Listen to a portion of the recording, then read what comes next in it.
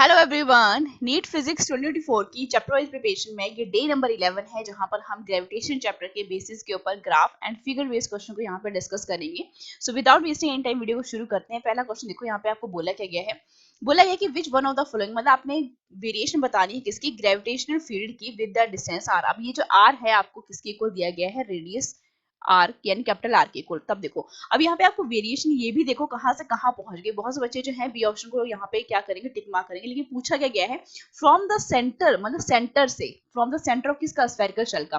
तो spherical shell बेटा मान लो, तो हम सभी जानते हैं कि आपका जब इसकी हम इनसाइड की बात करते हैं, इट मींस जब आपका, अगर मैं इसके सेंटर की बात कर रही हूँ तो यहाँ पर आपके पास जो ग्रेविटेशनल फील्ड है वो जीरो देखने को मिलती है, हम सभी जानते हैं।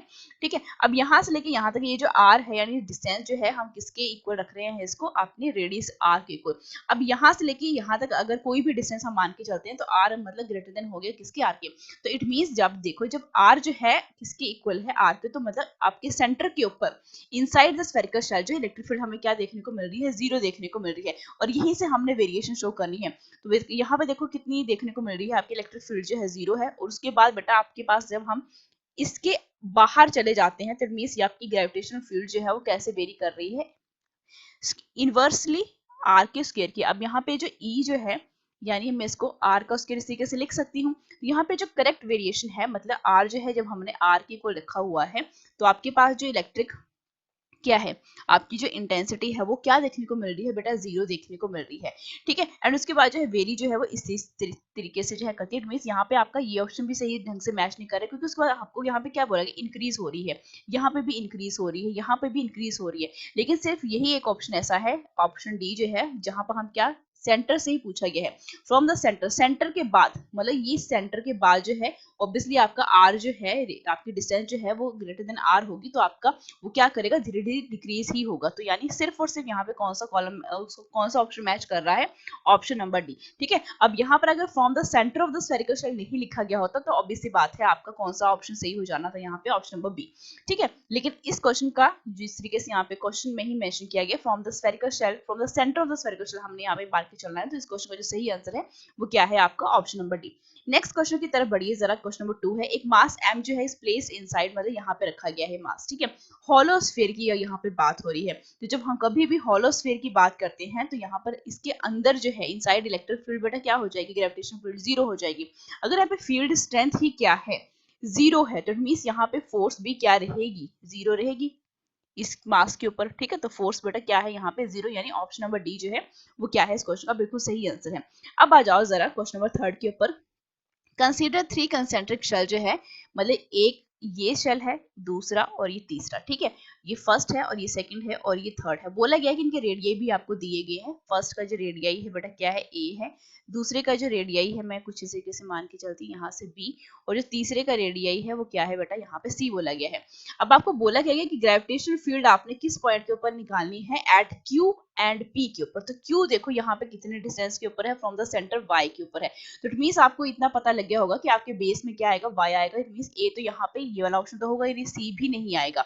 अब बड़े ध्यान से देखते चलना, जब हम कभी भी ग्रेविटेशनल फील्ड की बात करते हैं, समझते जाना, जब हम कभी भी ग्रेविटेशनल फील्ड की बात करते हैं एक्सटर्नल पॉइंट के ऊपर, ठीक है, आपका ये शेल जो है किस टाइप का है, स्फेरिकल शेल है। तो हम सभी जानते हैं कि ये किसी को दिया जाता है जी एम बाय आर का square, G M M by R का स्क्वायर। ठीक है, अब यहाँ पे अब हम इतना तो सभी जानते हैं कि इंटरनल पॉइंट के ऊपर हर शेल में आपकी जो इलेक्ट्रिक फील्ड है यानी ग्रेविटेशनल फील्ड है वो क्या रहेगी, जीरो रहेगी।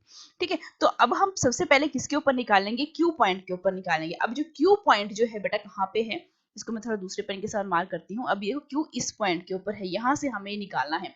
तो क्यू जो है यहाँ पर ई क्यू किस तरीके से निकलेगा, ये वाला फॉर्मूला तो सब में सेम ही रहेगा, G M divided by distance बेटा कहाँ से कहाँ है इसकी, y का स्क्वायर। यहाँ पे हम y का स्क्वायर लिखेंगे। अब यहाँ पे कौन सा शेल आएगा, पहले वाला।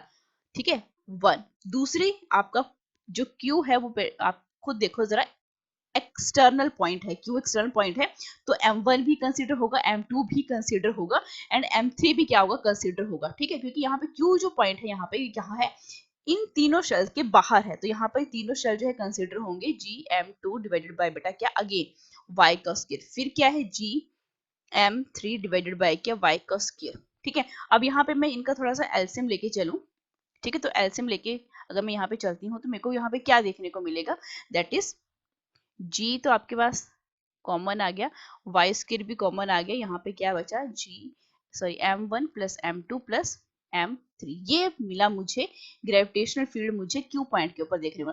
अब देखो यहाँ पे p के लिए भी पूछी गई है, p बेटा कहाँ पे देखो जरा किस पोजीशन के ऊपर है, मतलब ये तीसरे आपका जो पहला शेल और दूसरे शेल की तो बाहर है, एक्सटर्नल है, लेकिन तीसरे शेल की में क्या है तो जीरो, तो आपकी जो तीसरे शेल की वजह से यहाँ पे जो इलेक्ट्रिक फील्ड आएगी वो तो क्या आएगी, जीरो आएगी, यानी m3 जो है यहाँ पे काउंट बिल्कुल भी नहीं होगा। तो अगर मैं इसकी फील्ड निकालना चाहूँ तो मैं किस तरीके से निकालूंगी, दैट इज जी m1। अब इसकी डिस्टेंस देखो, p पॉइंट से इसकी जो डिस्टेंस है वो x, तो यहाँ पे क्या बन जाएगा x का square plus G m2 and x का स्क्वायर, और तीसरा जो है हम इसकी जो फील्ड है वो जीरो क्यों मान के चल रहे हैं, क्योंकि तीसरा शेल के ये पॉइंट जो है p वो अंदर दिया गया है, एंड अंदर जो है इलेक्ट्रिक फील्ड जो है, सॉरी ग्रेविटेशनल फील्ड जो है वो क्या होती है, जीरो होती है। तो इट मींस यहाँ पर भी मैं इसका स्क्वायर निकाल दूंगी, g डिवाइडेड बाय आपके पास x का स्क्वायर, तो कॉमन क्वांटिटीज को मैंने बाहर ले लिया, ठीक है, तो जी m का स्क्वायर। अब देखो जरा यहाँ पे कौन कौन सा ई क्यू कौन सा मैच हो रहा है, ऑफ कोर्स m3 ये वाला मैच हुआ, एंड दूसरा जो फील्ड है वो यानी ऑप्शन नंबर बी जो है वो क्या है, इस क्वेश्चन का बिल्कुल सही आंसर है।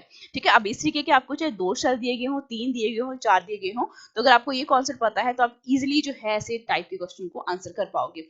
नेक्स्ट क्वेश्चन देखो यहाँ पे क्या बोला गया है, फ्रॉम द डायग्राम जो है यहाँ पे शो की गई है, showing the variation of the gravitational potential of the earth with, क्या बोला गया है, with distance from the centre of the earth, from the centre of earth हमें क्या करना है, ये जो है डिस्टेंस हमें यहाँ पे बतानी है। अब देख लो जरा, इतना सिंपल पॉइंट है यहाँ पे, फ्रॉम द सेंटर जब बोल दिया गया यहाँ पे फ्रॉम द सेंटर, तो आप सभी जानते हैं पोटेंशियल जो है किसके इक्वल होता है, दैट इज, अगर मैं पोटेंशियल अगर बात करूं तो बाहर का जो पोटेंशियल है जी m बाय आर, माइनस में है तो इट मीन्स माइनस, तो यहाँ सभी में ही है, ये नीचे वाली जो डिस्टेंस है सारी माइनस में ही है, लेकिन फ्रॉम द सेंटर है, इट मीन्स यहाँ पे आपका ये क्या है r है, तो it means from the centre से वो एकदम से क्या हो जाएगा, देखो इनवर्सली प्रोपोर्शनल है, तो ये तो होगा ही नहीं, क्योंकि ये थोड़ा सा कांस्टेंट दिखा रहा है, तो कांस्टेंट तो होगा ही नहीं। यहाँ पे पहले क्या हो रहा है, ये शार्पली डिक्रीज हुआ, फिर इसी के बढ़ रहा, तो ये भी नहीं होगा, ये भी नहीं होगा। ऑप्शन नंबर सी जो है वो एग्जैक्टली जो है इस स्टेटमेंट के साथ क्या कर रहा है, मैच कर रहा है। ठीक है, तो इस तरीके से जो है हम क्या करते हैं, यहाँ पर पोटेंशियल देते हैं। अब यहाँ पर ये क्वेश्चन जो है वो जरूरी नहीं इस तरीके से पूछा जाए, आपको क्या पता होना चाहिए इस क्वेश्चन में, अगर अगर किसी और तरीके से ग्राफ जो है पूछा जाता है। अगर मैं पोटेंशियल की बात करूँ कि इनसाइड जो पोटेंशियल है वो किस तरीके से होता है, ठीक है, तो यहाँ पे जो फॉर्मूला दिया जाता है जी आपका मास, ठीक है, डिवाइडेड बाय 2r, एंड यहाँ पे 3 माइनस स्मॉल r जो कि डिस्टेंस रहती है, एंड r जो है बेटा रेडियस रहता है, इसका क्या कर दो, स्क्वायर कर दो, और इस तरीके से, तो इसको मैं स्क्वायर ब्रैकेट में लिखती हूँ। ठीक है, अगर मैं बात करूँ सरफेस के ऊपर जो है पोटेंशियल किस तरीके से दिया जाता है, तो सरफेस के ऊपर जी m बाय r, ठीक है, एंड आउटसाइड का फॉर्मूला आपको पता है, तो ये तीन जो फॉर्मूले हैं, ये फर्स्ट फॉर्मूला, ये सेकंड फॉर्मूला और ये थर्ड फॉर्मूला आप सभी को पता होने चाहिए, जिसकी वजह से आप किसी भी टाइप के क्वेश्चन का इस तरीके की वेरिएशन का क्या कर पाते हो, आंसर कर पाते हो।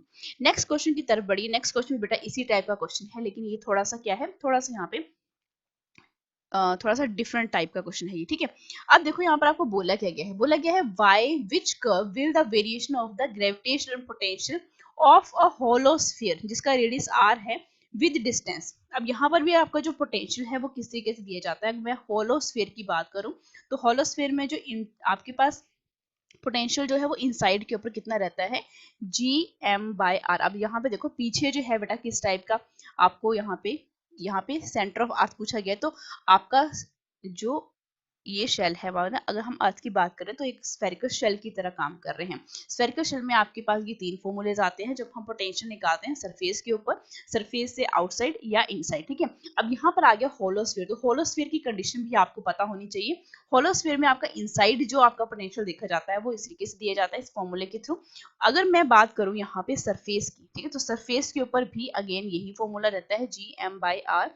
एंड अगर मैं बात करूँ यहाँ पे आपके आउट की, ठीक है, मतलब आउटसाइड जो आपका पोटेंशियल जो है किसी को दिया जाता है, तो जी m बाय स्मॉल r। अभी r जो है बेटा क्या है, यहाँ पर डिस्टेंस है, ये r जो है ये दोनों क्या है, आपके रेडियस हैं। ठीक है, किसके, होलो स्फीयर का रेडियस है, लेकिन जब हम पोटेंशियल जो है बाहर की बात कर रहे हैं तो यहाँ पे आपका रेडियस काउंट नहीं होता है, वहां पर आपकी डिस्टेंस काउंट होती है। ठीक है, फ्रॉम द होलो स्फीयर।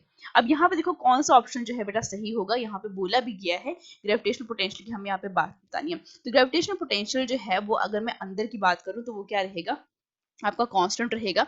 ठीक है, तो अगर मैं ये बात करूं यहाँ पे कि इनसाइड जो है आपके पास ये किसके इक्वल बन रहा है कि v पोटेंशियल जो है आपको जो इनसाइड के ऊपर देखने को मिलेगा, इनसाइड द होलोस्फीयर, वही आपको पोटेंशियल जो है सरफेस के ऊपर देखने को मिलेगा। तो इट मींस ये तो क्या है आपके कांस्टेंट है। तो बेटा कांस्टेंट आपको कहाँ पे नजर आ रहा है, अब ये माइनस साइन है तो ये वाला ऊपर है पॉजिटिव, तो ये तो होगा ही नहीं।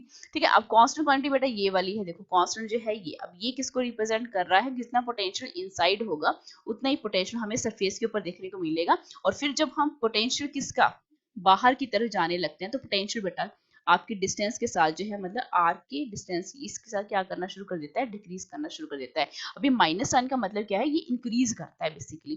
ठीक है, तो यहाँ पर आपके पास ऑप्शन नंबर सी जो है वो क्या है, इस क्वेश्चन का बिल्कुल सही आंसर हो जाता है। इसकी वैल्यू जो है इंक्रीज करती है जब हम क्या करते हैं, जो आपका जो पॉइंट है वो मूव करता है away from the surface of the earth. Minus sign है ना, ऐसे तो ये डिक्रीज ही करेगा, लेकिन माइनस साइन बेटा यहाँ पे क्या शो करता है, वैल्यू आपकी इंक्रीज होती है। बेसिक मैथमेटिक्स का ये फॉर्मूला है। ठीक है, नेक्स्ट क्वेश्चन के ऊपर आ जाओ जरा। नेक्स्ट क्वेश्चन आपको क्या बोला गया है, देखो बहुत ध्यान से समझना इस क्वेश्चन को। पार्टिकल जो है मासेस जिसका ये 2m मास दिया गया है, b का m है, स्मॉल m है, और c जो है कैपिटल M के ऊपर, सब कुछ आपको इस क्वेश्चन में ही दिया गया है।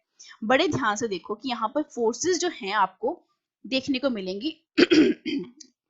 देखो पहले जो फोर्स होगी वो b की वजह से किसके ऊपर लगेगी, force on b due to A, मतलब पहले ये वाला आपस में है ना जो आपकी सिमेट्री, तो force on b due to क्या बेटा, force on b due to बेटा क्या a, तो आपको ये वाली फोर्स निकालनी पड़ेगी, force on b due to A. अब देखो दोनों मासेस जो हैं, फोर्स तो आप सिंपली निकाल ही सकते हो, किसके इक्वल होती है, g masses m1 m2, m1 मास आपका 2m है तो 2m मैंने एज इट इज लिखा, m2 मास जो है आपका स्मॉल m है, तो ये इस तरीके से अगर डिवाइडेड बाय इन दोनों के बीच की क्या हमें कोई डिस्टेंस बोली गई है, देखो a b का क्या स्क्वायर।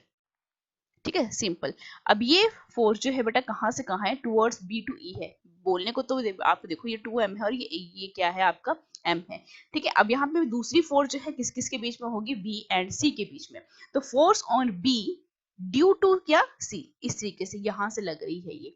ठीक है, ध्यान से देखते भी चलना, force on b due to c, तो आपके पास मासेस कौन कौन से कंट्रीब्यूट होंगे, small m and capital M, तो m कैपिटल स्मॉल m, और आपके पास दोनों के बीच की डिस्टेंस कितनी है, BC का क्या स्क्वायर। अब इसकी जो डिस्टेंस है वो टुवर्ड्स क्या है, BC है, टुवर्ड जहां आपका क्या है, BC है। ठीक है, अब यहाँ पे हम डायरेक्शन की सेंस में जो इसको जो है वो नहीं देखेंगे, हमने क्या करना है सिर्फ और सिर्फ यहाँ पर जो हमसे पूछा गया है कि एट सब्सिक्वेंट टाइम जो है before any collision take place, आपका मास जो है वो किस तरफ जो है वो शिफ्ट करेगा। तो इतना तो आपको यहाँ पे इस पिक्चर को देखने से पता लग ही रहा है कि जो BC है वो ट्वाइस ऑफ क्या है, AB है। ठीक है, कि BC जो है वो क्या है आपका ट्वाइस ऑफ क्या है, AB है। तो यहाँ पर मैं फोर्स की बात करूं, ठीक है, फोर्स जो है BC के ऊपर कितनी लग रही है, इतनी लग रही है। ठीक है, तो अब यहाँ पे BC की जगह मैं 2AB को अगर पुट कर देती हूँ इस वाली इक्वेशन में, BC which is equivalent to GMM, और BC क्या है, ट्वाइस ऑफ द आपका क्या है, AB है, तो ट्वाइस है मतलब 4AB का क्या है ये स्क्वायर होगी। अब इस इक्वेशन और इस इक्वेशन को देखो जरा, इट मींस मुझे यहाँ से क्या पता लगा कि फोर्स जो है BC के ऊपर जो है वो लेस देन है फोर्स BA के कंपैरिजन में। तो आपका मास जो है वो किस तरफ मूव करेगा, ये जो स्मॉल m आपको दिया गया है। ठीक है, कौन सी फोर्स बेटा आपके पास आपको ज्यादा देखने को मिल रही है, BC के ऊपर, तो BC के ऊपर आपकी फोर्स जो है वो लेस देन है, सॉरी लेस देन है फोर्स BA, तो ऑब्वियस सी बात है आपका जो ये स्मॉल m है वो किस तरफ मूव करेगा, आपका जो मास क्या है 2m है, तो m will move towards 2m, obvious सी बात है यहाँ पे ऑप्शन नंबर सी जो है वो क्या हो जाता है, बिल्कुल सही हो जाता है। ठीक है, जहां पर फोर्स जो है बेटा क्या है ज्यादा है, उसी तरफ को आपका मास जो है वो क्या करता है, शिफ्ट करता है। इतना बेसिक सा कॉन्सेप्ट तो आप सभी जानते ही हैं। नेक्स्ट क्वेश्चन के ऊपर आ जाओ। नेक्स्ट क्वेश्चन आपको क्या बोला गया है कि दो कंसेंट्रिक शेल है, मास जिनका m1 m2, सब कुछ आपको इस पिक्चर में बोला गया है। ठीक है, आपने यहाँ पर निकालना क्या है, ध्यान से देखते चलो, सब कुछ आपको इस फिगर में दिया गया है। ठीक है, अब यहाँ पर जो पॉइंट्स दिए गए हैं ना, एक P पॉइंट दिया गया है, एक Q दिया गया है और एक R दिया गया है। तो ध्यान से देखना, पॉइंट P जो है वो शेल के अंदर है। तो अगर मैं बात करूं यहाँ पे पॉइंट्स के टर्म में, ठीक है, क्योंकि यहाँ पे हमें m1 m2 सब कुछ पॉइंट्स P Q R की बात करें, तो P पॉइंट के ऊपर एट P जो आपकी फोर्स लगेगी पी के ऊपर वो कितनी होगी, 0। क्यों होगी 0? क्योंकि आपकी जो इलेक्ट्रिक फील्ड है वो इनसाइड द इसके अंदर ही है, इस शेल के M1 शेल के अंदर है। तो यहाँ पे इलेक्ट्रिक फील्ड मतलब ग्रेविटेशनल फील्ड या ग्रेविटेशनल फील्ड स्ट्रेंथ वो क्या होती है, 0। अब वही 0 होगी तो फोर्स भी क्या हो जाएगी, 0 हो जाएगी। अब आ जाओ जरा पॉइंट आपका नेक्स्ट कौन सा है, क्यू। क्यू पॉइंट के ऊपर जो है आपको फोर्स जो है क्या देखने को मिलेगी, अब बहुत ध्यान से देखना। जी M1, M1 मतलब ये वाला मास है M1, और कौन से मास की बात कर रहे हैं हम, M की। तो M आएगा यहाँ पे डिवाइडेड बाय, अब यहाँ पे डिस्टेंस क्या है, पॉइंट B जो है क्यू के कितनी डिस्टेंस के ऊपर है, B की। B का क्या बन जाएगा, स्क्वायर बन जाएगा। अब यहाँ पर तीसरा कौन सा पॉइंट आया, R। अब R पॉइंट के ऊपर जो फोर्स हम निकालेंगे, ठीक है, वो कितनी रहेगी, आप पहले देखो G। अब मासेस जो है, अब देखो इसको मैं थोड़ा सा यहाँ पे रब करती हूँ ताकि आपको थोड़ा सा बेटर आइडिया मिल सके। ध्यान से देखना, अब R पॉइंट जो है वो इन दोनों शेल से क्या है, बाहर है। बाहर होने का मतलब यह है कि आपको यहाँ कोई ना कोई क्या देखने को मिलेगी, इलेक्ट्रिक फील्ड स्ट्रेंथ देखने को मिलेगी, जिसकी वजह से आपको क्या देखने को मिलेगी, कोई ना कोई फोर्स देखने को मिलेगी। तो R पॉइंट जो है वो किसके इक्वल हो जाएगा, अब यहाँ पे मास जो है वो तो स्मॉल इसके रिगार्डिंग निकालना है। तो ये दोनों शेल क्या करेंगे, कॉन्ट्रीब्यूट करेंगे। तो इन दोनों का सम M1 प्लस M2 और इनटू बेटा क्या M डिवाइडेड बाय इसकी डिस्टेंस अब यहाँ से लेके यहाँ तक कितनी दी गई है, दैट इज इक्विवेलेंट टू क्या, C का स्क्वायर। ठीक है, अब यहाँ पर आप देखो कि आपको पूछा क्या गया है कि एट पॉइंट P के ऊपर भी आपने क्या बतानी है, फोर्स बतानी है, Q के ऊपर भी फोर्स बतानी है, R के ऊपर भी फोर्स बतानी है। तो FP ये अब ऑब्वियस सी बात है, P के ऊपर आपको ये फोर्स देखने को मिल रही है, Q के ऊपर भी आपकी यही फोर्स देखने को मिली, और R के ऊपर भी यही फोर्स देख। हाँ तो बेटा आपके सारे ऑप्शन यहाँ पे क्या है, बिल्कुल करेक्ट है। ऑप्शन नंबर डी जो है वो क्या है, यहाँ पे बिल्कुल करेक्ट हो जाता है। नेक्स्ट क्वेश्चन की तरफ आ जाओ जरा। अब ऐसे क्वेश्चन में बहुत से बच्चों को प्रॉब्लम होती है, लेकिन देखो यहाँ पर बिल्कुल आपने क्या समझ के चलना है, कॉन्सेप्ट को ध्यान में रख के चलिए। बोला क्या गया है आपको कि 3 पार्टिकल्स हैं जिनका ईच ऑफ मास जो है m दिया गया है। लुक मतलब ये A, B और C के, और इक्विलेटरल जो है वो ट्राइंगल बन रही है। और यहाँ पर आप देखो कॉन्सेप्ट किसका आ गया, एंगल का कॉन्सेप्ट आ गया। तो फोर्स जो है किसके रिस्पेक्ट में देखी जाती है, आप सभी जानते हैं जब हम फोर्स की बात करते हैं, कोई भी फोर्स है आपके पास, ठीक है, तो वहां पर हम जितनी भी फोर्सेस होती हैं, ठीक है, वो हम देखते हैं जो भी फोर्स एक्ट कर रही है एफ ऑफ कॉस थीटा, क्योंकि हम एंगल के टर्म में क्या करते हैं, इनको काउंट करते हैं। अब यहाँ पे पूछा क्या गया है कि at what speed must they move if they all revolve under the influence of gravitational force of attraction in a circular orbit circumscribing the triangle while still preserving the equilateral triangle। देखो इतना ज्यादा आपने इतनी statement के ऊपर नहीं पढ़ना है। सिंपल सा कॉन्सेप्ट याद रखो कि यहाँ पर जो है अगर फोर्स आप निकालने जाओगे, मतलब अगर मैं ए फोर्स अगर ए के ऊपर निकालूंगी तो मेरे पास ये फोर्स किसके इक्वल आएगी, वही फोर्स जो कि ए बी के ऊपर लग रही होगी, प्लस वही फोर्स जो है किसके ऊपर लग रही होगी, ए सी के ऊपर। ए बी के रिस्पेक्ट में जो फोर्स आएगी उसको मैं क्या बोल रही हूँ, एफ ए बी बोल रही हूँ। एंड ए जो है सी के ऊपर कितनी फोर्स लगा रहा है वो भी क्या करेगी, कंट्रीब्यूट करेगी किसको, ए पॉइंट के ऊपर जो भी फोर्स लग रही होगी। इतना तो हम सभी जानते हैं, क्योंकि यहाँ पे किसकी बात हो रही है, इक्विलेटरल ट्रायंगल की बात हो रही है। एंड ये आपका जो ये पूरा का पूरा सिस्टम है ये रिवॉल्व कर रहा है ग्रेविटेशनल फोर्सेस के अंडर। ठीक है, तो यहाँ पे ट्राइंगल जो है वो क्या नहीं हो रहा है, शिफ्ट नहीं हो रहा है, मतलब इक्विलेटरल ट्राइंगल है तो ये बना ही रह रहा है। अब यहाँ पर देखो कि अगर ये दो फोर्सेस हैं तो दोनों फोर्सेस जो है कंट्रीब्यूट करेगी इक्विलेटरल ट्राइंगल में। आप देख लो यहाँ पे ये फोर्स भी सेम आएगी, ये फोर्स भी सेम आएगी, तो दोनों फोर्सेस सेम आने का मतलब क्या है, 2 टाइम्स कर लो क्या, जी एम। अब एम जो है बेटा क्या है आपके पास, जी एम का स्क्वायर डिवाइडेड बाय बेटा डिस्टेंसेस बेटा कितनी है, साइड इक्विलेटरल ट्रायंगल की साइड कितनी है, ए का स्क्वायर, और कॉस ऑफ क्या बेटा थीटा, और थीटा आपको कितना बोला गया है यहाँ पे 30। ठीक है 30 डिग्री। अब यहाँ पर आप खुद देखो जरा, ध्यान से देखते भी चलना, ये जो है आपके पास 2g m का स्क्वायर डिवाइडेड बाय a का स्क्वायर, और यहाँ पे cos ऑफ 30 की जो वैल्यू है वो कितनी आती है, √3/2। 2 के साथ 2 जो है बेटा कैंसिल हो गया, तो मुझे फोर्स मिलेगी किसके ऊपर, a के ऊपर। ठीक है, तो इट मींस फोर्स जो है अगर a के ऊपर मुझे कितनी देखने को मिल रही है, जी m का स्क्वायर, a का स्क्वायर और √3। ठीक है, अब यहाँ पर हमने बोला क्या गया है आपको, 3 पार्टिकल जो है एट व्हाट स्पीड, मतलब हमें क्या निकालनी है, स्पीड निकालनी है, यानी v निकालनी है। तो स्पीड निकालने के लिए यहाँ पर आप देखो कि सर्कुलर ऑर्बिट की बात हो रही है।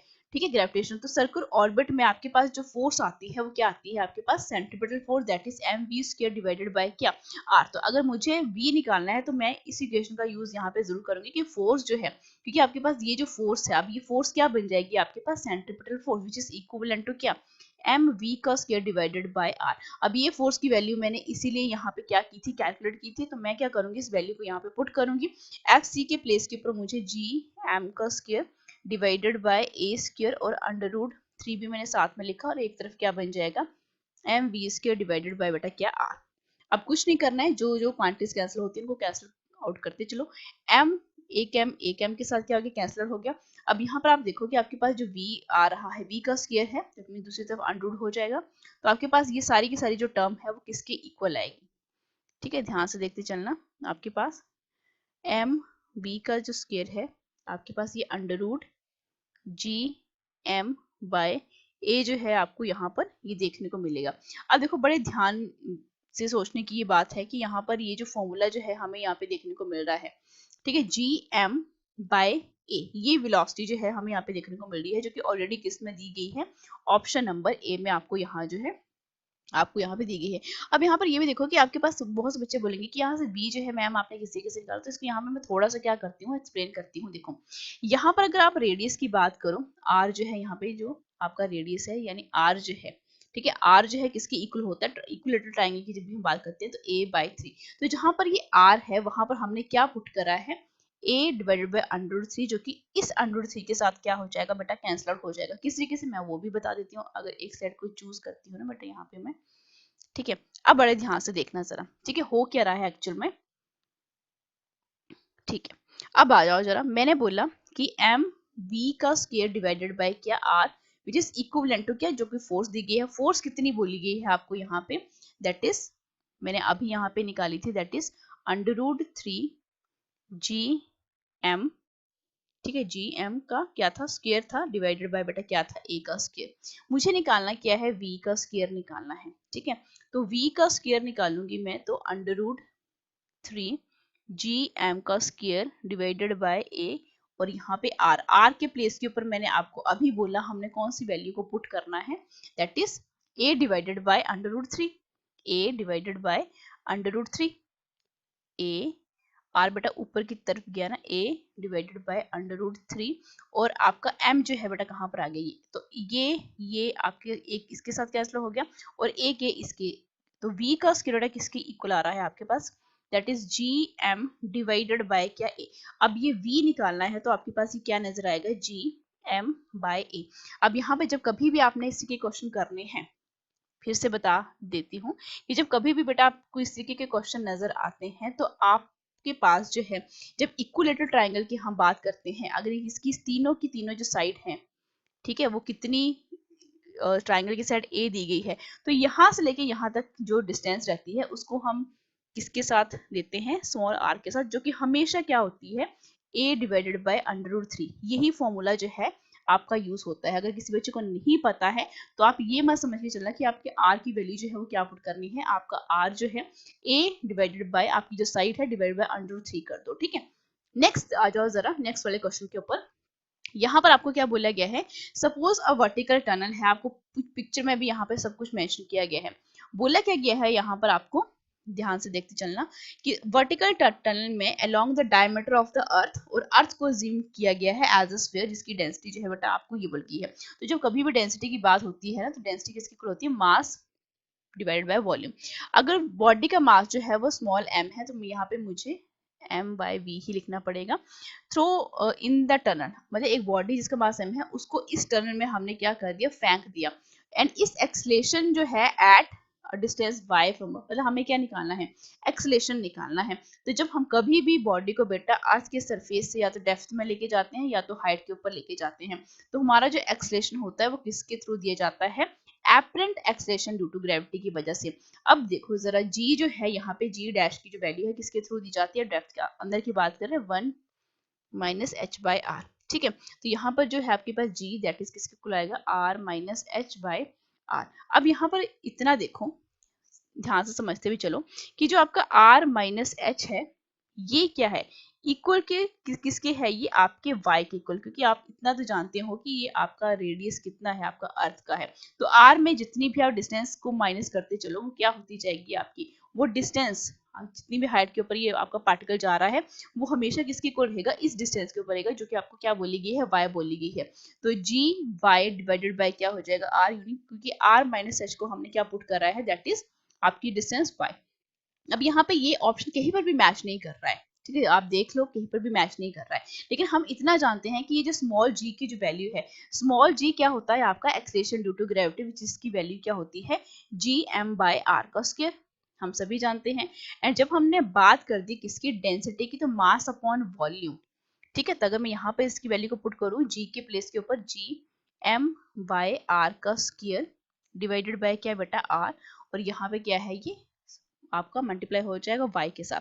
अब देखो, अब ये जो है क्वांटिटी जो है यानी g डैश जो है किसकी इक्वल आ रहा है, gm/r, नीचे ले आओ तो ये क्यूब बन जाएगा, और यहाँ पर ये क्या है y। अब ये मास की टर्म को हमें किस में कन्वर्ट करना है, डेंसिटी इनटू वॉल्यूम। तो मास जो है, और यहाँ पे मास किसके इक्वल हो जाएगा, डेंसिटी इनटू वॉल्यूम। देखो डेंसिटी एज इट इज ही रहेगी क्योंकि यहाँ पे डेंसिटी यूज हुई है, लेकिन वॉल्यूम जो है आपकी स्फेरिकल, बोला क्या गया है कि आपका अर्थ जो है वो स्फीयर है जिसकी यूनिफॉर्म डेंसिटी है, तो ऑब्वियसली बात है वॉल्यूम किसकी इक्वल हो जाता है आपके पास, 4/3 पाई आर का क्या, क्यू।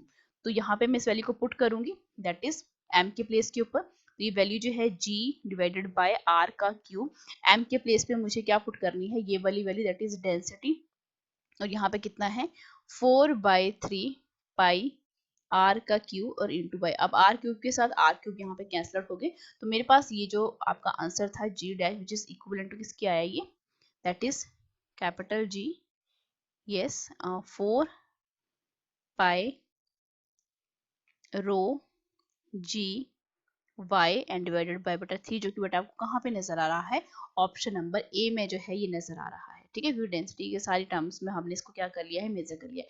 ऐसे क्वेश्चन जो है वो बहुत अच्छे तरीके से पूछे जाते हैं, नीट के फेवरेट होते हैं ये, ठीक है। नेक्स्ट आ जाओ जरा इस क्वेश्चन के ऊपर। नेक्स्ट आपको क्या बोला गया है कि starting from the centre of the अर्थ, मतलब अर्थ के सेंटर से बेटा आपने क्या करना है, स्टार्ट करना है, जिसका रेडियस r दिया गया है, the variation of the g यानी एक्सेलरेशन ड्यू टू ग्रेविटी की वैल्यू जो है वो कैसे शो होगी। तो आप सभी जानते हैं कि आपकी ऑप्शन नंबर बी जो है वो क्या है, इसका आंसर है, क्योंकि अगर मैं एक्सेलरेशन ड्यू टू ग्रेविटी की वैल्यू करूं डेप्थ में, ठीक है, तो ये जो वैल्यू है वो आपके पास g जो कि सरफेस के ऊपर वैल्यू दी जाती है उसके इक्वल होती है, और मल्टीप्लाई करते हैं हम 1 - d, ये डेप्थ की है। अगर मैं आपकी किसकी बात करूं, अगर मैं हाइट की बात करूं, तो एक्सेलरेशन ड्यू टू ग्रेविटी की वैल्यू सरफेस के ऊपर, और ये क्या बन जाती है आपके पास, पूरा लिख देती हूँ मैं, ठीक है, आपके पास r प्लस आर एच का स्क्वायर, ठीक है, इस तरीके से दी जाती है, ठीक है। अब यहाँ पे देखो जरा, मैंने क्या बोला कि हम g की जो वैल्यू है वो इंक्रीज करती है, चाहे हम क्या करते चले, increases from the centre of the अर्थ, और मैक्सिमम कहाँ पर होती है, ये आपके सरफेस के ऊपर होती है, ठीक है। एंड फिर जो है आपके पास जैसे जैसे हम हाइट के ऊपर जाते हैं, तो आपके पास ये जो ऑप्शन है ये क्या हो रहा है, बिल्कुल मैच हो रहा है, तो हम ऑप्शन नंबर बी के ऊपर ही जाएंगे, ठीक है। नेक्स्ट क्वेश्चन देखो जरा, नेक्स्ट क्वेश्चन आपको क्या बोला गया है, बड़ा ही अच्छे टाइप का ये क्वेश्चन है कि अर्थ जो है moving around the sun in an elliptical orbit as shown in the figure, ratio भी आपको दिया गया है O B and O R का, तो रेशो ऑलरेडी दिया गया है, तो इसको लिख ही लेते हैं, ओ ए एंड ओ बी का कितना दिया गया है, आर दिया गया है। तो रेशो हमने किसका निकालना है, अर्थ की वेलोसिटी का, किस पॉइंट के ऊपर, ए के ऊपर एंड बी के ऊपर। बड़ा ही आसान सा क्वेश्चन है ये, बड़े ध्यान से देखते चलो कि ये जो है आपका इलिप्टिकल ऑर्बिट की बात हो रही है, इट मींस आप किसकी बात कर रहे हो, सेंट्रल फोर्स मोशन की बात कर रहे हो, जहां पर आपका एंगुलर मोमेंटम जो है वो क्या रहता है, कंजर्व रहता है। अब मैं यहाँ पे इनकी जो आपकी डिस्टेंसेस हैं ये मान लेती हूँ, ओ ए एंड ओ बी मैंने मान ली है, और इनका रेशो मुझे ऑलरेडी कितना दिया गया है, आर दिया गया है, तो it means r1 divided by r2 कितना होगा, sorry r2 divided by O B है ना, ओ बी एंड ओ ए, ठीक है। तो यहाँ पे कितना बनेगा, ये r2 और r1 ये कैपिटल R के इक्वल है। अब जब एंगुलर मोमेंटम ही आपकी बॉडी का क्या हो गया, कंजर्व हो गया, एंगुलर मोमेंटम कंजर्व होने का मतलब क्या है, इलिप्टिकल ऑर्बिट में मूव कर रहा है, तो यहाँ पे आपका कैपिटल्स का सेकंड लॉ चलता है। अब ये जो इक्वेशन है ये किसकी इक्वल होती है, MVR की। अगर मैं बात करूँ सेमी किसकी, माइनर एक्सिस की इसकी, या मैं बात करूँ सेमी मेजर एक्सिस की, आप सभी देख लो यहाँ पर कि आपके पास जो वेलोसिटी है v और r जो है ये दोनों क्या रहेंगी, आपके पास परपेंडिकुलर ही रहेंगी एक दूसरे के। ठीक है, परपेंडिकुलर ही रहेंगी, v एंड r जो है हमेशा परपेंडिकुलर ही रहेंगे किस पॉइंट के ऊपर, a एंड b पॉइंट के ऊपर। ये तो हम सभी जानते हैं, चाहे मेजर एक्सिस की बात करो चाहे आप माइनर एक्सिस की बात करो। तो v1 एंड v2 जो है मैंने मान लिया कि स्पीड जो है अर्थ की, मतलब a पॉइंट के ऊपर जो है मैंने ये मान लिया कि आपका ये ए पॉइंट के ऊपर है, यहाँ पर अर्थ की जो स्पीड है वो v1 है और यहाँ पर इसकी अर्थ की जो स्पीड है वो v2 है। इतना मैंने यहाँ पर मान लिया। अब मुझे करना क्या है, अब ये एंगुलर मोमेंटम अगर कंजर्व हो रहा है तो पहले का एंगुलर मोमेंटम जो है बाद के एंगुलर मोमेंटम के साथ क्या करेगा, मैच करेगा। तो मैं पहले मान लेती हूँ mv1 r1 जो कि सेमी माइनर एक्सिस के लिए है, एंड मास जो है वो तो आपका कंजर्व ही रहेगा, कांस्टेंट रहता है v2 एंड r2। अब यहाँ पे देखो जरा हो क्या रहा है, मुझे वेलोसिटीज का यहाँ पे रेशो निकालना है, यानी v1 डिवाइडेड बाय v2 निकालना है, जो कि किसके इक्वल होगा, r2 डिवाइडेड बाय किसके, r1 के। अब ये r1 और r2 हमें ऑलरेडी किसके इक्वल दिया गया है, r के इक्वल दिया गया है। ठीक है, तो यहाँ पर r कहाँ पे है, आपके ऑप्शन नंबर सी में है। देखो कितने अच्छे टाइप का ये क्वेश्चन था। ठीक है, नेक्स्ट क्वेश्चन देखो। अब ऐसे क्वेश्चन को देख के ना आपने घबराना नहीं है, ठीक है, कि हो क्या रहा है। अब इस क्वेश्चन के ऊपर भी आ जाओ जरा, ये क्वेश्चन जो है आपसे क्या रहा है। आपको यहाँ पे बोला गया है कि कोई सैटेलाइट है ऑर्बिटिंग कर रही है अर्थ के, इस तरीके से L A and L P जो है वो एंगुलर मोमेंटम किसका है, सैटेलाइट का है, about the earth when the epsilon and the perihelion जो है रिस्पेक्टिवली। ठीक है, ये एप्सिलॉन है और ये क्या है, पेरिहेलिन है। अब यहाँ पे देखो जरा, इस तरीके से सैटेलाइट जो है वो मूवमेंट करती हुई आपको दिखाई दे रही है। तो यहाँ पे कौन से ऑप्शन जो है यहाँ पर बिल्कुल सही रहेंगे। सबसे पहले आप ये देखो कि कोई भी ऑर्बिट जो है क्या कर, कोई भी सैटेलाइट अगर ऑर्बिट कर रहा है तो लॉ ऑफ एंगुलर मोमेंटम जो है आपने वहां पे लगा देना। इट मींस एंगुलर मोमेंटम जो है प्लैनेट का किसके लिए, पी पॉइंट के ऊपर जो कि इक्वल होगा। अगर मैं एंगुलर मोमेंटम की बात करूं, angular momentum of the planet किस पॉइंट के ऊपर, एट पी के ऊपर। ठीक है, जो कि इक्वल होगा किसके, जो भी एंगुलर मोमेंटम कहाँ पे देखा जाएगा, आपका angular momentum of the satellite, ठीक है, ऑफ द प्लैनेट किस पॉइंट के ऊपर, ए के ऊपर। इट मींस ये दोनों इक्वेशन जो है वो एक दूसरे के इक्वल आ गई। ठीक है, इतना तो मुझे यहाँ से पता लग गया। ठीक है, तो यहाँ पे पहला वाला ऑप्शन जो है वो क्या हो गया, यहाँ से मैच हो गया। ठीक है, अब यहाँ पर ये भी आप देखो कि आपका ये जो डिस्टेंस है आर ए और आर पी, क्या ये सेम है, बिल्कुल भी नहीं है, क्योंकि आर ए जो है वो क्या है, थोड़ी सी ज्यादा है आर पी के कंपेरिजन में। ठीक है, तो अगर मैं इसका क्रॉस प्रोडक्ट निकालती हूँ, R A multiply with L A कर देती हूँ, तो ये भी क्या रहेगा, आपका ज्यादा ही रहेगा R P cross L P के। ठीक है, तो आपके पास ये देखो यहाँ पे क्या बोला गया, इक्वल बोला गया, तो ये स्टेटमेंट तो बिल्कुल होगी ही नहीं, ये भी नहीं होगा क्योंकि एल ए माइनस तो एंगुलर मोमेंटम होता ही नहीं है। तो यहाँ पे ऑप्शन नंबर ए जो है वो क्या है, बिल्कुल सही तरीके से मैच हो।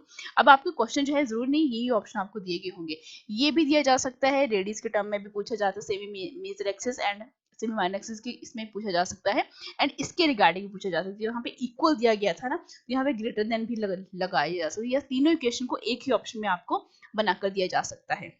नेक्स्ट क्वेश्चन के ऊपर आ जाओ जरा। नेक्स्ट क्वेश्चन आपको क्या बोला गया है, आप देखो दो कंसेंट्रिक स्फेरिकल शेल हैं, कॉलम 1 कॉलम 2 के साथ बेटा मैच करना है। ध्यान से देख, कॉलम 1 में क्या बोला गया, पोटेंशियल जो है ए के ऊपर कितना रहेगा। ध्यान से देखने चलना जरा इसको, यहाँ पर बेटा ऑप्शन जो है यहाँ पर दिए नहीं गए हैं, तो लेट मी करेक्ट दिस। अब देखो यहाँ पे कोड्स यहाँ पे नहीं दिए, तो मैं थोड़ा सा क्या करती हूँ बेटा, मैं इसको कोड जो है यहाँ पे मैं देती हूँ ताकि आपको थोड़ा सा क्वेश्चन जो है वो अच्छे तरीके से समझ में आ जाए। ठीक है, तो कोड्स जो है मैं इस तरीके से लिखती हूँ, कोड्स जो है ए बी और सी डी है ना, ए बी सी डी, और यहाँ पर भी codes A B C D. अब ऑप्शन नंबर जो ए है, ठीक है, इसके सामने जो है ए के रिगार्डिंग में पी लगा देती हूँ, यहाँ पर आर लगा देती हूँ, यहाँ पे क्यू एंड यहाँ पे एस, एंड बी जो है आपके पास ए जो है मैच कर रहा है पी के साथ, फिर टी के साथ, फिर आर के साथ, फिर एस के साथ। फिर सी ऑप्शन में देखो जरा, यहाँ पे हम मेंशन कर देते हैं क्यू टी और आर एस। ठीक है, और अब मैं डी ऑप्शन के ऊपर लगा देती हूँ, that is your Q T S और पी। ठीक है, इस तरीके से निकाल देते हैं। ठीक है, अब यहाँ पे देखो जरा, बड़े ध्यान से देखते चलना इस क्वेश्चन को। बोला क्या गया है आपको कि आप जब कभी भी टू कंसेंट्रिक आपके पास स्फेरिकल शेल दिए जाते हैं तो कौन सा ऑप्शन जो है बेटा यहाँ पर मैच कर रहा है। सबसे पहले ये देखो, पोटेंशियल कहाँ पे पूछा गया है, ए के ऊपर पूछा गया है, तो पोटेंशियल ए जो है वो यहाँ पे ग्रेटर देन या लेस देन पूछा गया है। अब पोटेंशियल ये बी ए और ये डी पॉइंट बेटा ये यहाँ पे है, और सी पॉइंट ए देखो जरा कहाँ पे है आपका, यहाँ पे है, तो इनसाइड है, तो इसका जो पोटेंशियल है अगर मैं यहाँ पे बात करूं तो इसका जो पोटेंशियल है बेटा किस तरीके से देखा जाएगा, बी के कंपैरिजन में इसका पोटेंशियल जो है वो क्या आएगा, थोड़ा लेस ही आएगा, क्योंकि बी आउटसाइड में आपका पोटेंशियल जो है बेटा क्या करता है, थोड़ा सा ज्यादा होता है, अंदर जो है थोड़ा सा आपको कम देखने को मिलता है। तो इट मींस अगर मैं बात करूं ए ऑप्शन की, तो मैं अपने ऑप्शन यहाँ पे लिखती हूँ, ए जो है किसके साथ मैच कर रहा है, लेस देन बी के साथ, तो ऑब्वियस सी बात है मेरा क्यू के साथ ही मैच कर रहा है। उसके बाद आ जाओ जरा, ग्रेविटेशनल फील्ड किस पॉइंट के ऊपर, ए के ऊपर यहाँ पर पूछी गई है। ए पॉइंट के ऊपर जो है आपकी ग्रेविटेशनल फील्ड जो है वो क्या रहेगी, यहाँ पर बोला गया है greater than, less than, potential difference same रहेगा, ग्रेविटेशनल फील्ड डिक्रीज होगी बिल्कुल भी नहीं, एंड यहाँ पे टी बोला गया है नन। हाँ तो ऑब्वियसली बात है, जब हम बात करते हैं बेटा किसकी, ग्रेविटेशनल फील्ड ए के ऊपर, तो ग्रेविटेशनल फील्ड जो है ए के ऊपर मतलब ये जो है कोई ना कोई वैल्यू रहेगी, लेकिन यहाँ पे ग्रेटर देन ए है, लेस देन बी है, मतलब हमें किसी भी तरीके से यहाँ पे ये नहीं बोला गया है कि ये क्या रहेगी, बी से ज्यादा रहेगी, सॉरी बी से क्या रहेगी आपके पास, मतलब आपके पास ग्रेविटेशनल फील्ड की स्ट्रेंथ है, यहाँ पर हमें कोई ना कोई वैल्यू जो है बेटा ग्रेविटेशनल फील्ड की कोई ना कोई वैल्यू देखने को मिलेगी। यहाँ पे कोई किसी के साथ मैच नहीं कर रहा है, तो यहाँ पे टी ऑप्शन में यहाँ पे लगा देती हूँ। एंड सी यहाँ पर क्या बोला गया है, देखो ध्यान से देखिए, as move from C to D, मतलब सी से जब डी की तरफ मैं जा रही हूँ, मतलब सेंटर से जब मैं कहाँ पहुंच गई, किसके सरफेस के ऊपर पहुंच गई, किसके, पहले स्फेरिकल शेल के ऊपर, ये पहला है और ये दूसरा है, ठीक है। तो क्या हुआ, जब हम सेंटर से जाते हैं तो आपके पास, हम सभी जानते हैं कि आपका पोटेंशियल जो है सरफेस के ऊपर आपके क्या रहता है, आपके पास सेम रहता है।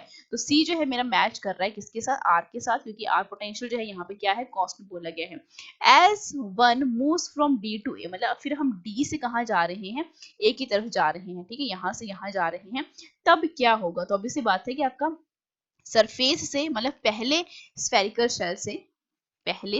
शेल से हम कहाँ चले गए, पहले स्फेरिकल शेल से हम बाहर की तरफ गए, लेकिन हम ऑलरेडी किसके अंदर है, दूसरे स्फेरिकल के अंदर है, तो आपकी ग्रेविटेशनल फील्ड जो है वो क्या करेगी, डिक्रीज ही करेगी। तो किसके साथ मैच हो रहा है, एस के साथ, तो डी ऑप्शन मेरा किसके साथ मैच हो गया। अब मुझे यहाँ पे चेक करना है कि मेरे ऑप्शन जो है किस किस के साथ जो मैच कर रहे हैं, Q T R S, Q T R, option number C जो है मेरा यहाँ पे मैच कर रहा है, तो इस क्वेश्चन का बिल्कुल जो सही आंसर है वो क्या है, आपका ऑप्शन नंबर सी है।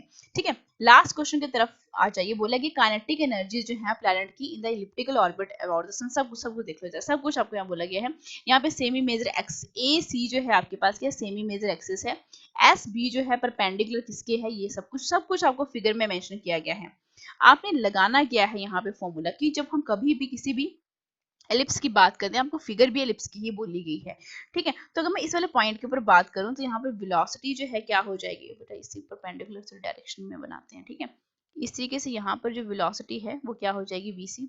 इस पॉइंट के ऊपर आपकी वेलोसिटी जो है वी हो जाएगी, और यहाँ पर आपकी वेलोसिटी जो है वो क्या हो जाएगी, वी ए हो जाएगी। दिस इज बेटा वी पी। ठीक है, और ये थोड़ा सा परपेंडिकुलर है। ठीक है, अब यहाँ पर बोला क्या गया है कि आपकी के ए, के बी एंड के सी, ये क्या है, सारी की सारी काइनेटिक एनर्जीज हैं। ठीक है, काइनेटिक एनर्जीज है, इट मींस हर एक पॉइंट के ऊपर आपको मूवमेंट जो है वो दिखाई पड़ रही है। ठीक है, किसी भी प्लेनेट की किस तरीके से इलिप्टिकल ऑर्बिट में। अब आप ये देखो कि आपका जो एलिप्स है वो कौन बना रहा है, प्लेनेट बना रहा है अराउंड द सन। अभी एस जो है वो क्या है, आपका सन है। ठीक है, अब क्लोजेस्ट पॉइंट जो है वो सन के किस कौन सा है, परपेंडिकुलर वाला पॉइंट है, बिल्कुल नहीं। आपका सबसे क्लोजेस्ट पॉइंट कौन सा नजर आ रहा है, आपको ए नजर आ रहा है। तो ए जो है, जब क्लोजेस्ट पॉइंट की बात करते हैं उसको हम क्या बोल देते हैं, पेरीहेलन बोल देते हैं। ठीक है, दिस इज द पेरीहेलन। और जो फार्देस्ट पॉइंट है, फार्देस्ट पॉइंट कौन सा है, आपका सी है, जिसको हम क्या बोलेंगे, एप्सिलॉन बोल देंगे।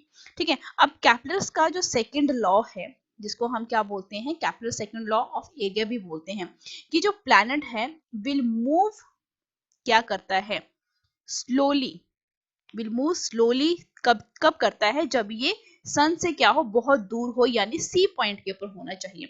और फास्ट कब करेगा, जब ये कौन सी पोजीशन के ऊपर हो, पेरीहेलन यानी नियरेस्ट टू द सन हो। तो हमें इतना पता क्या लगा कि वेलोसिटी जो है वो ए के ऊपर क्या देखने को मिलेगी, हमें मैक्सिमम देखने को मिलेगी, क्यों, क्योंकि ये पेरीहेलन पॉइंट है।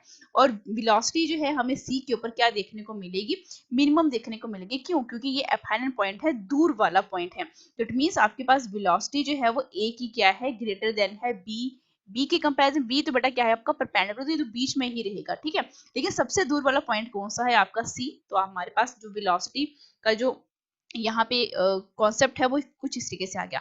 अब अगर मैं काइनेटिक एनर्जी की भी बात करूँ, तो काइनेटिक एनर्जी भी क्या है आपके पास, काइनेटिक एनर्जी ए की क्या रहेगी, ज्यादा रहेगी काइनेटिक एनर्जी बी से, एंड काइनेटिक एनर्जी आपका सी। तो ऑब्वियस सी बात है कौन सा ऑप्शन यहाँ पे आपका मैच कर रहा है, that is option number B. Option number B जो है वो क्या है, बिल्कुल सी है, ये बी है, ए है, सी है, ये भी नहीं, ये तो उल्टा है, ठीक है, तो ये भी नहीं होगा। सिर्फ और सिर्फ ऑप्शन नंबर बी जो है वो क्या कर रहा है, यहाँ पे मैच कर रहा है। आपने सिर्फ कभी भी आपको वेलोसिटीज के टर्म में पूछा जाए या काइनेटिक एनर्जी के टर्म में पूछा जाए, तो सिर्फ आपने क्या देखना है कि कौन सा पॉइंट जो है वो नियरेस्ट है। नियरेस्ट के ऊपर आपके पास ऑब्वियसली बात है, प्लैनेट जो है जो सन के बहुत पास में आ जाता है तो वो फास्ट मूव करता है, जब दूर चला जाता है तो थोड़ा सा स्लो मूव करता है, ये तो हम सभी जानते हैं, ठीक है। क्योंकि आपने इतना पढ़ा है, कैलकुलस का सेकंड लॉ है कि कोई भी प्लैनेट जो है वो क्या करता है, equal area in equal interval of time, ठीक है।